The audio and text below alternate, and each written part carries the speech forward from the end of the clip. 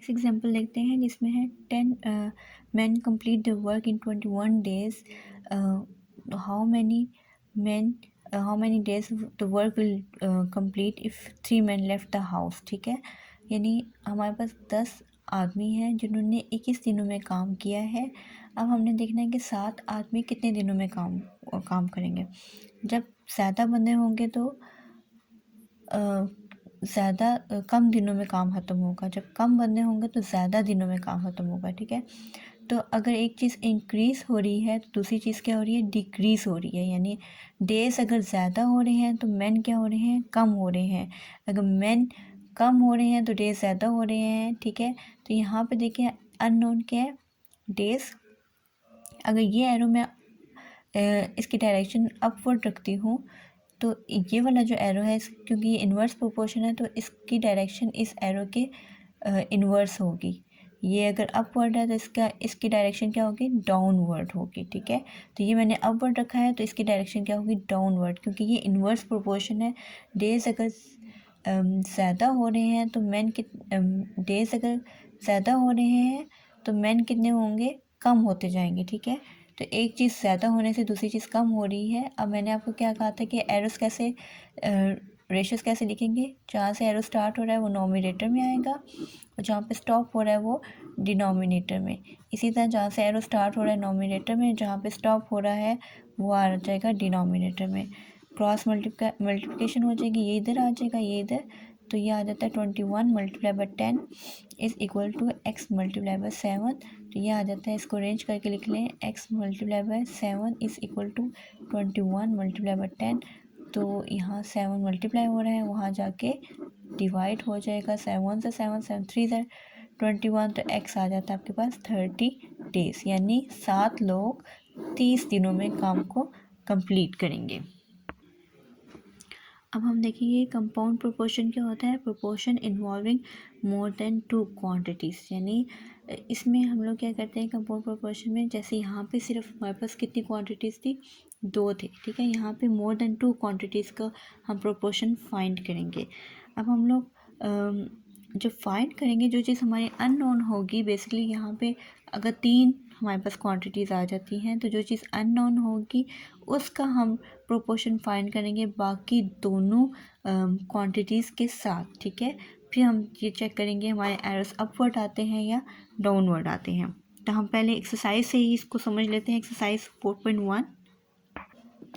अब अगर एक्सरसाइज 4.1 का पहला सवाल देखें, if 60 women in factory cut 48 kg of potatoes in 8 hours daily. यानी 60 औरतें हैं जो एक फैक्ट्री में काम करती हैं और वो तकरीबन 48 kg पोटैटोज़ को काट लेती हैं 8 घंटों में हर रोज़। How many kg potatoes 30 women will cut by working 12 hours daily. तो अगर 30 वुमेन हो और वो 12 घंटे काम करें तो वो कितने पोटैटोज़ काट लेंगी डेली। ठीक है, तो ये हमने बेसिकली पोटैटोज़ फाइंड करने हैं कि वो कितने पोटैटोज़ काट लेंगे। तो 3 चीज़ें हमने यहाँ पे हैं, एक है पोटैटोज़, क्वेश्चन नंबर 1 है, और दूसरी क्या चीज़ है हमारे पास, वुमेन, और तीसरी चीज़ है हमारे पास, ये 3 क्वांटिटीज़ हैं आवर्स की, घंटे। जब कितने पोटैटोज़ थे, 48 kg। ठीक है, कितने औरतों ने काटे थे, 60 वुमेन ने काटे थे, और कितने घंटों में, 8 घंटों में। ये हमारे पास कंप्लीट एक इन्फॉर्मेशन है, यानी 8 घंटों में 60 औरतों ने 48 kg पोटैटोज़ कट किए थे। अब ये हमने फाइंड करना है कि कितने पोटैटोज़ काट लेंगी कितनी वुमेन, 30, और कितने घंटों में, 12। अब जब हमारे पास 3 क्वांटिटीज़ होंगी तो जो चीज़ अननोन होगी है, जैसे यहाँ पे पोटैटोज़ अननोन है, इसका रिलेशन मैं वुमेन यानी इस क्वांटिटी के साथ फाइंड करूँगी, फिर इसी का रिलेशन मैं इसके साथ फाइंड करूँगी। ठीक है, अब इसका रिलेशन इसके साथ फाइंड करते हैं। जब ज़्यादा औरतें थी तो उन्होंने ज़्यादा पोटैटोज़ काटे थे। ठीक है, जब कम औरतें होंगी तो कम पोटैटोज़ कटे जाएंगे। ठीक है, कम औरतें ज़्यादा कम काम करेंगी, ज़्यादा औरतें ज़्यादा करेंगी। ठीक है, तो अगर ये वाला एरो अपवर्ड डायरेक्शन में है तो ये एरो भी अपवर्ड डायरेक्शन में होगा, क्योंकि इनमें डायरेक्ट प्रोपोर्शन है। ज़्यादा औरतें ज़्यादा पोटैटोज़ काटेंगी, कम औरतें कम काटेंगी, ठीक है। तो ये दोनों डायरेक्ट प्रोपोर्शन बनते हैं। अब पोटैटोज़ और ऑर्स इन दोनों का हम लोग रिलेशन फाइंड करते हैं। 8 घंटे में अगर 48 kg पोटैटोज़ कटे हैं तो 12 घंटों में ज़्यादा कटेंगे, कम घंटों में कम काम होगा, ज़्यादा घंटों में ज़्यादा काम होगा, ठीक है। तो इसका मतलब है यहाँ पे भी डायरेक्ट बन रहा है, ठीक है। कम घंटों में कम कटे हैं, ज़्यादा अगर ये ज़्यादा हो रहा है तो ये भी ज़्यादा, तो ये हमारे पास ये भी डायरेक्ट प्रोपोर्शन बन रहा है। तो अगर इसका एरो अपवर्ड है तो इसका भी अपवर्ड होगा, ठीक है। अब लिखने का बिल्कुल वही तरीका है, जो चीज़ अननोन है, ये चीज़ अननोन है तो इसमें डाउनवर्ड क्या है, जहाँ से एरो स्टार्ट हो रहा है वो नोमिनेटर में, जहाँ पे स्टॉप हो रहा है वो डिनोमिनेटर में। ये जो चीज़ अननोन होगी इसको इक्वल के एक साइड पे, ये अननोन था इसको इक्वल के एक साइड पे, आप दूसरी साइड पे क्या करेंगे, लिखने का वही तरीका है, जहाँ से एरो स्टार्ट हो रहा है नोमिनेटर में, जहाँ पे स्टॉप हो रहा है डिनोमिनेटर में, मल्टीप्लाई ये, ठीक है। बस ये याद रखना, जो चीज़ अननोन है वो इक्वल के एक साइड पर, जो चीज़ नोन है वो दूसरी साइड पे, ठीक है।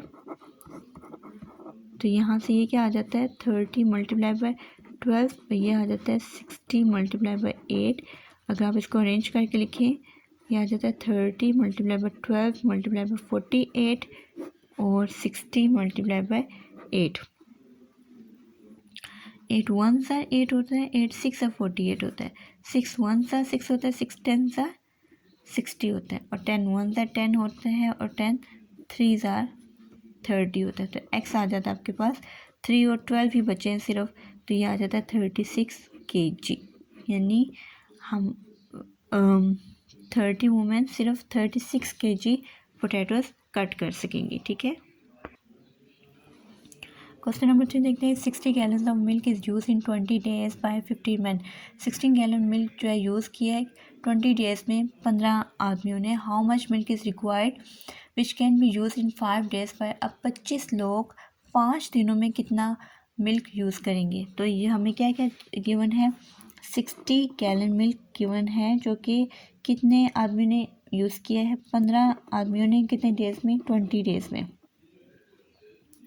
और ये फाइंड करना है। और ये कितने आदमी यूज़ करेंगे, 25, और कितने दिनों में ये, ठीक है।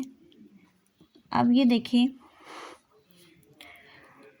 अब अननोन मिल्क है, ठीक है। तो मिल्क का पहले हम मैन के साथ रिलेशन फाइंड करते हैं, फिर मिल्क का डेज के साथ करेंगे, ठीक है।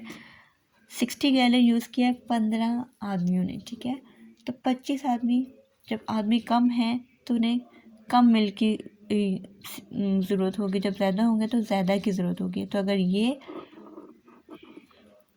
इंक्रीज़ हो रहा है तो ये भी इन दोनों का डायरेक्ट प्रोपोर्शन बन रहा है। आदमी ज़्यादा होंगे तो ज़्यादा मिल्क यूज़ करेंगे, ठीक है। कम थे तो कम यूज़ किया, अब ज़्यादा है तो ज़्यादा यूज़ करेंगे, ठीक है। तो ये डायरेक्ट प्रोपोर्शन बन रहा है। अगर इसका एरर अपवर्ड है तो इसका एरर भी अपवर्ड लगाना पड़ेगा। अब मिल्क और डेज, अब 20 डेज़ में 60 गैलन मिल्क यूज़ हुआ है, तो 5 डेज़ में कम यूज़ होगा, ठीक है। 20 डेज़ में अगर 60 यूज़ हुआ है तो 5 डेज़ में कम यूज़ होगा, ठीक है। तो ज़्यादा दिनों में ज़्यादा मिल्क यूज़ होगा, कम दिनों में कम होगा। तो ये भी हमारे पास डायरेक्ट प्रोपोर्शन बन रहा है, ठीक है। तो लिखने का वही तरीका है, यहाँ ये न्यूमरेटर से स्टार्ट करेंगे, एरो यहाँ से स्टार्ट हो रहा है और एंड हो रहा है 60 पे, इज़ इक्वल टू 25, यानी यहाँ से स्टार्ट हो रहा है नोमिनेटर में, यहाँ पे स्टॉप हो रहा है डिनोमिनेटर में, यहाँ से स्टार्ट हो रहा है नोमिनेटर और यहाँ पे स्टॉप हो रहा है डिनोमिनेटर। तो ये क्या आ जाता है 60 मल्टीप्लाई बाई 25 मल्टीप्लाई बाई 5, ये 60 यहाँ डिवाइड हो रहा है तो जाके मल्टीप्लाई हो जाएगा। 5 1 सा 5, 5 3 सा 15, ठीक है। 3 1 सा 3, 3 20 सा 60, और ये 20 और ये 20 कैंसिल, और आपके पास बचेगा x is equal to 25 gallons, ठीक है। तो ये 25 गैलन मिल्क यूज़ होगा, कितने लोग यूज़ करेंगे, 25 आदमी, ठीक है।